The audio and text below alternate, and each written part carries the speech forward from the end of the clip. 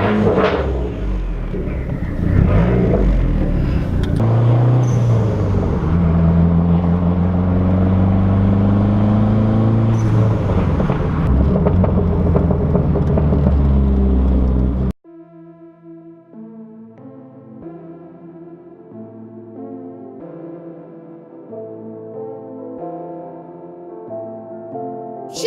beat.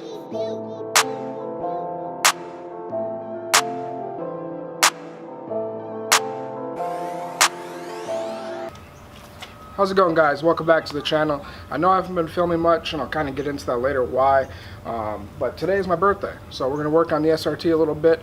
I got some new spark plugs for it. I haven't worked on it in a while.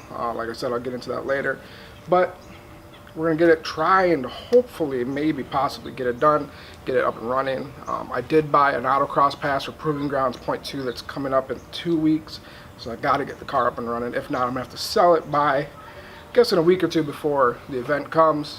So when I get to it, spark plugs are easy. I know most of you probably know how to do it. Pretty simple. Yeah, so let's get to it. Alright, so before I get into this video, I guess I'll talk about this and just get it out of the way about what happened. So I have a heart condition called pericarditis, and so a lot of the times, especially when it starts getting cold, this August has been really cold in Minnesota. Most of you probably already know that some of you already live in Minnesota, but for the last 4 to 5 years, August has been getting cold. So 4 years ago, I think maybe 4 or 5 years ago, God, it's been a long time, it's just flown by. So I caught this virus from the flu. It attacked my heart, and it almost killed me the first time. I was in the hospital for a while.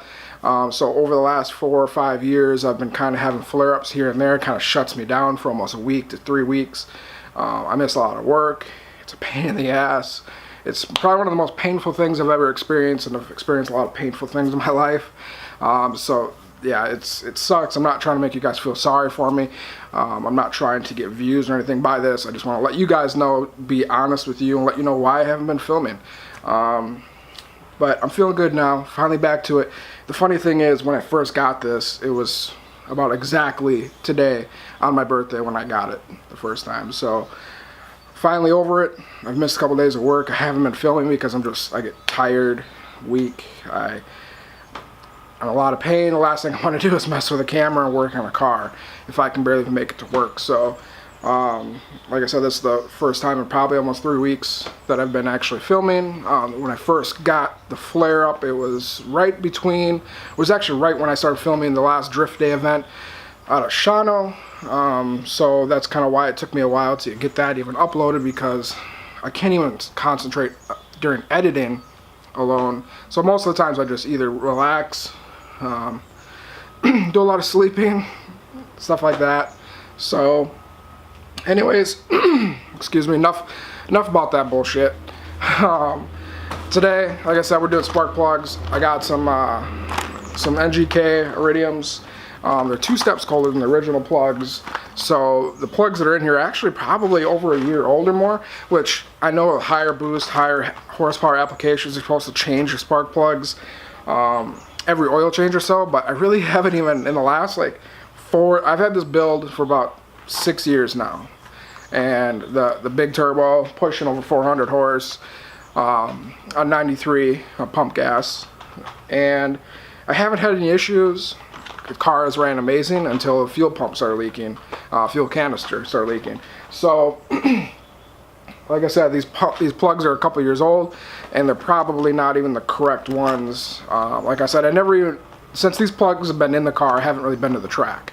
So I'm going to put the correct ones in. Like I said, NGK iridiums, 2 steps colder. I know for these higher applications, you're supposed to gap them, I know, between 0.030 or 0.035. So I know these ones that are in here right now are gapped at 0.045. So that right there is wrong.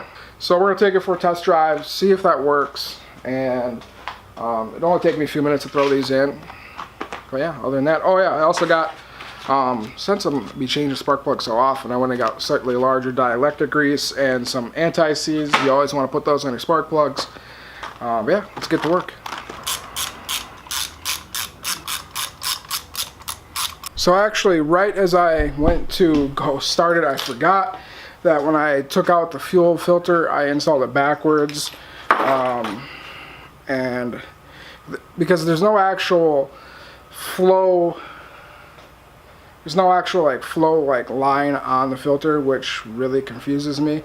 But I did install it the other way than when I took it out. So the car runs pretty crappy right now. I'm gonna have to bleed the line and flip that, god damn it. So for the last about an hour, I dropped the tank once again by myself. It's the first time I've ever done it by myself, so I was kind of excited to get it done. I've been talking to my buddy Jay. He's got an SRT locally here. The issue I've been having, I don't know if you're gonna be able to see, there's a little blue ring in there. So the fuel pump's supposed to meet the end and make a seal. So before my pump couldn't, like the length of the hose was allowing the pump to kind of move in the tank and not make that seal up against the end. It should be good now. I'm going to continue this video today on to tomorrow. So for you guys it'll be a couple seconds, but my girlfriend and I are going to head to the state fair. If you're not from Minnesota, the state fair is one of the biggest fairs in the nation. Amazing food, rides, games, everything that you could think of. I'm not going to bring my camera, but I'm just going to enjoy the day with my girlfriend and possibly meet up with my cousin who just got married. So, yeah. So I'll catch you guys tomorrow. Alright, so I'm on to day 2 of this video. Like I said earlier, I dropped the tank by myself. I actually dropped it in about 10 minutes. That was pretty quick. Probably the fastest I've ever done it. I've done it so many times, I'm getting used to it. I know how to exactly every little piece, every size socket to use, every size tool.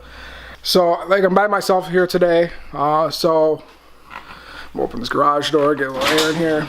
So I have my gas tank here. I'm by myself. I'm probably just going to use a jack, throw it under there, jack it up, get it in place.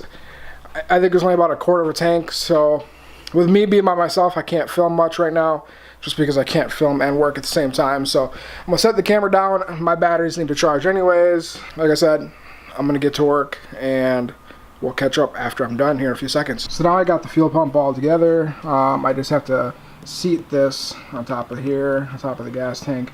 If you guys have ever done this before, I'm sure you know this is a pain in the ass. Some people say do it different ways. I've tried it with the seal. Well, I've actually done it with the seal in here, then placing the canister in. Such a pain in the ass because a lot of times what will happen is this seal will fall inside, and that just sucks. But other people will lube this up with a little bit of like oil or grease and slide that in that way. I always had best luck with using a very fine screwdriver and just giving it a little pry here and there with a little bit of like a twisting motion, and it usually slides right in.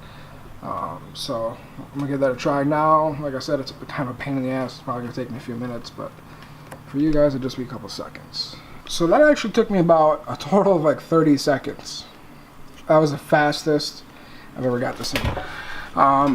Don't forget there's this little tab here. You always want to make sure it's lined up in that groove. Even when it's in, you could still twist this and adjust, but always make sure that tab's there, lined up. Now it's time to put the plastic, I guess you can call it nut, you can call it a couple different other things. You don't really need to crank this thing on too much. It's kind of a bitch to do with one hand, but what I usually do is it's marked here and here, so pretty much what I do is I tighten it all the way down, take a screwdriver and hammer, just tap it a few times until it's lined up in place. So I think most of them from the dealership are marked from the factory. So as my SRT one was marked and this one was marked, so I always just make sure I line it up from here to here. So as you can see, that's lined up with the green mark, or whatever color that is. I'm colorblind. Alright, so after about 20 minutes of messing with this, I'll show you what I got so far. Like I said, usually I have somebody here helping me, but today I'm solo. But let's see here. So I just gotta get the straps in. I'm using the jack to hold it up. There's about a half a tank in there. Doing it by yourself is kind of a pain in the ass, but just gotta tuck the rest of the excess fuel line, return and feed, plug everything in, hook the straps up, connect the charcoal canister, and it's gonna be ready to give it a rip and see what she does. Alright, so I fucked up. I forgot to plug in the as you can see, I have a check engine light now. It says I have no gas in the tank. I swear to God, I plugged it in yesterday. There's a level sensor. I swear I plugged it in yesterday. Maybe I just didn't click it all the way. Maybe on the outside. For right now, I'm gonna take her around the block because I know I do have at least a half a tank of gas or a quarter of a tank in there. So take her around the block, see how she does, and if it's fixed, I don't care about dropping the tank again. I'll do it. Shit, that was easy as hell. We'll just do a quick second gear pull, see if it...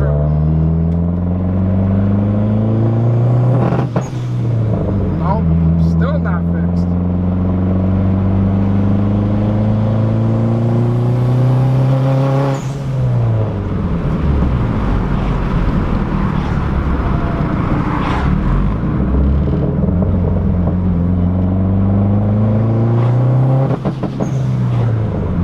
Alright, so I'm done for tonight. I'm angry. You know, I'm not going to get anywhere just being angry, so I'm going to end it tonight. Like I said, the car is running 100 times better than what it was, you know, even to yesterday. Yesterday, it barely would even run anymore. Now it fires right up on the first try. It idles fine. It drives fine. It barely even cuts out until you're really getting into higher RPM. So I'm going to have to do a little more research. I'm guessing it has something to do with possibly the injectors, but the way that it just goes lean so quickly, I'm lost. I really am right now. I have about a week and a half until proving ground, so I really got to get this going and really work on it. And the next week really is going to be just dedicated to getting this thing done. Like I said, I do have an autocross pass. If I can get the car up and running by the time, like this time next week, so like next Tuesday, Wednesday, I'll try to get the kill switch installed so I can do some drag strip runs. But I do have a trailer, I have the pass, I have everything all set up for the event. I just need the car to run. So I'm going to talk to a few friends, see what they think, do some data logging, check the injectors. My buddy said he can clean the injectors for me, so clean the injectors. I gotta drop the tank one more time to see if, I don't even know how I didn't plug that in, which I swear to God I did. I know probably some of you guys are getting annoyed by just the same in the garage, working on the car, trying to get to run videos. I promise soon this won't be anymore. Soon I'll be getting the car on the road, at events, driving it, meeting up with other people. I have so many plans for the rest of the summer and rest of the fall for this car. Just stick with me, guys. I promise. It won't be too much longer. But I'm going to end the video here, guys. So if you guys have any comments, questions, maybe even some ideas of what could be happening, post below. Let me know what you think. Right now, I'll take anything. So like I said, I'm going to end it here, guys. Thank you so much for watching. I'll catch you in the next one. See you later.